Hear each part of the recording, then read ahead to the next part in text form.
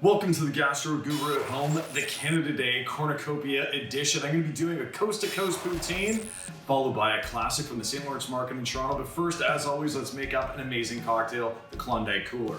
So I've already got 1 cube of ice in there, but then I also froze some lime juice. So I'm going to add these guys in here, and what this is going to do is just keep on infusing the cocktail with some great flavor.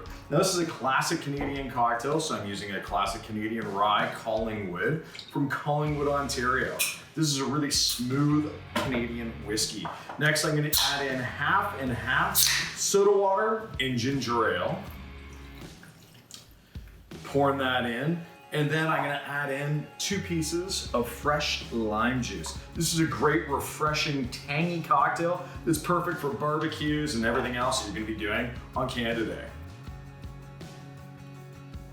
Awesome, just a great flavor. So, let's start making our poutine. I've got a beautiful Alberta bison steak that I'm gonna be marinating. So I'm gonna put this into a Ziploc bag just for a little bit. And then the marinade is actually gonna wind up making the gravy that we're gonna pour over the poutine.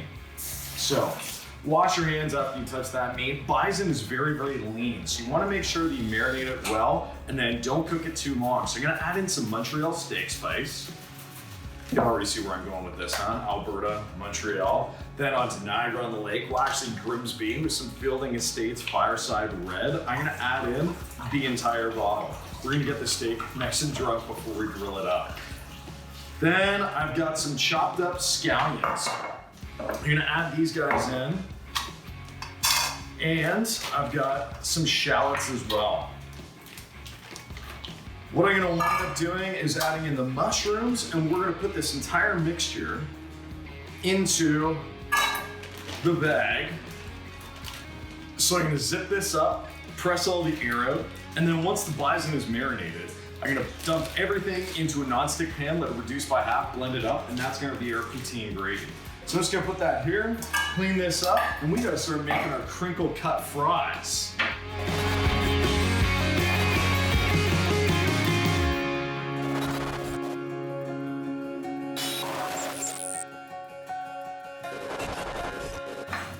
So now we're gonna start working on our fries. We're gonna be doing a crinkle cut poutine. So I've got some sweet potato and some white potato and a crinkle cutter. The big thing about this is you wanna make sure that you've got them nice and uniform so that they cook evenly. Now with sweet potatoes, a lot of people ask me, Jared, like, how come mine, when I'm baking them, they burn? Guess what? Some of them are always gonna burn. It depends on the sugar content in the actual potato. So it's gonna be different every single time. Just wanna make sure that you've got it, evenly cut, and then that way they'll cut nice and evenly. That way they'll cook nice and evenly, and you're all good to go. So we're just gonna space these guys out.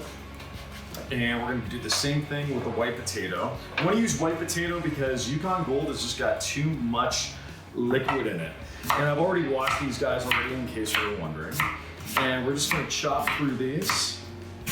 This is such a handy device to make some beautiful garnishes, but you do wanna watch your fingers while you're doing it, which is why I'm watching here. I'm not looking always at the camera. And then just spread them out. And it doesn't matter the circumference, it matters about the thickness. So if it's not the circumference, it's the thickness. Circumference, thickness. There we go. So I'm gonna put this all down on here. This is looking great. So what I've got on here is olive oil infused with Walter Caesar rim mix. So I love this rim. It's just a great multi-purpose spice to put on anything. And since I'm gonna be making a Caesar, don't wanna be a spoiler, but we're gonna be using a lot of the same flavors throughout this entire thing. So you just wanna drizzle it all over, and those guys are done. We're gonna do the same thing with the white potato. So I've got the oven at 410 on convection. If you don't have convection, you might have to do it for a little bit longer. These guys are gonna take about 25 minutes, and you're gonna definitely wanna make sure that you turn them over. And they're super easy to do instead of fries because you can just use tongs and flip over every single one individually, so they're absolutely perfect. So I'm just gonna keep on doing this. And I'm looking to cut these up all in the same size, so they're about 1/4 of an inch thick. That guy's a little bit more, so we're gonna discard him. and throw them in. And if you've got some that aren't exactly perfect like that, that's okay too. Gives it a little bit of extra crispy crunch. And we'll do this guy. And again, you just want to make sure that you're doing it at about 1/4 of an inch thickness and watching what you're doing. So we're gonna drizzle these guys. And you might be asking what's on the other side of the table. Well, that's what we're gonna be making our St. Lawrence Market Pimento Bacon Sandwich, which is gonna be amazing with apples and brie. Let's slice up our apples. So we're going to be making that quintessential sandwich that you've gotta have at the St. Lawrence Market in Toronto, the Pimento Bacon Sandwich. I'm gonna be doing a triple decker with a double cream brie from Quebec and these Empire and Granny Smith apples from Niagara. So we're gonna be grilling this whole thing together to make a triple decker slider, which is gonna be amazing. And then wait till you see my variation on it. I guarantee you guys are gonna love it. This is true Canadiana, let me tell you.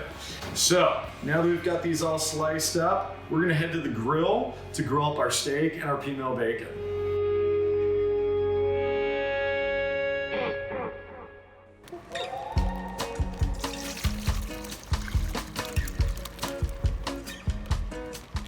I'm gonna throw the bison on the grill, throw everything else into the pan to reduce. Bison's a very lean meat. You wanna marinate it, cook it at medium rare so it's not overdone. The bison is perfect, medium rare and ready to meet its buddies in the poutine. The pimento bacon is done, yummy.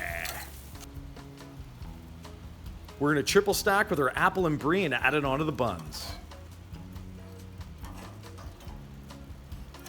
A classic from the St. Lawrence Market, reinvented.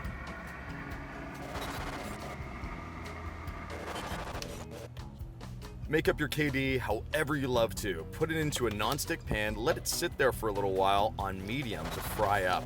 You'll start to hear it sizzle. Press down with your spatula to make it nice and compact. Flip it over onto a board and you are ready to have some amazing KD pucks.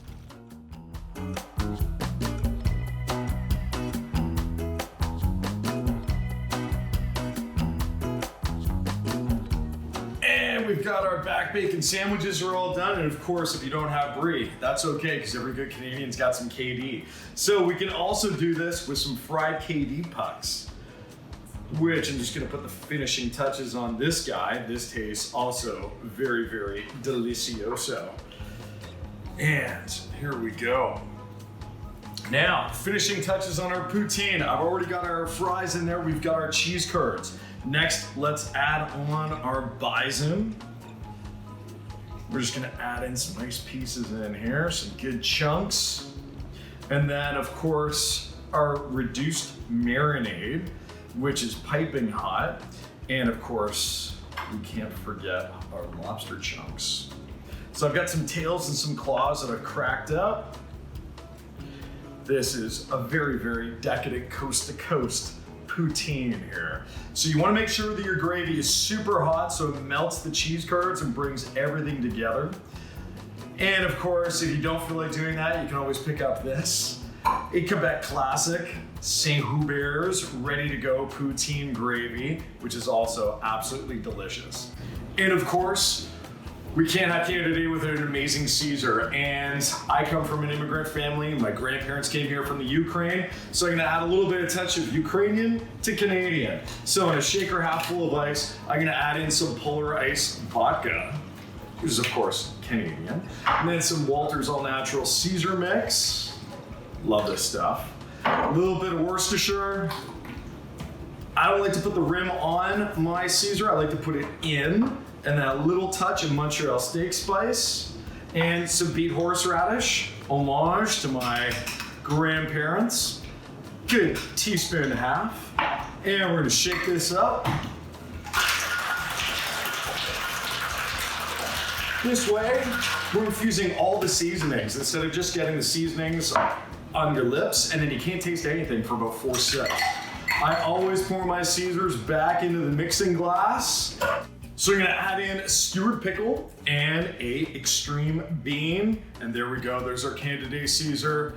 We stand on guard for the Oh Canada. Have a fabulous Canada Day, everybody. Oh, terrific. Sorry, we got to social distance the lobsters. I think it's 6 inches for them, 6 feet for us.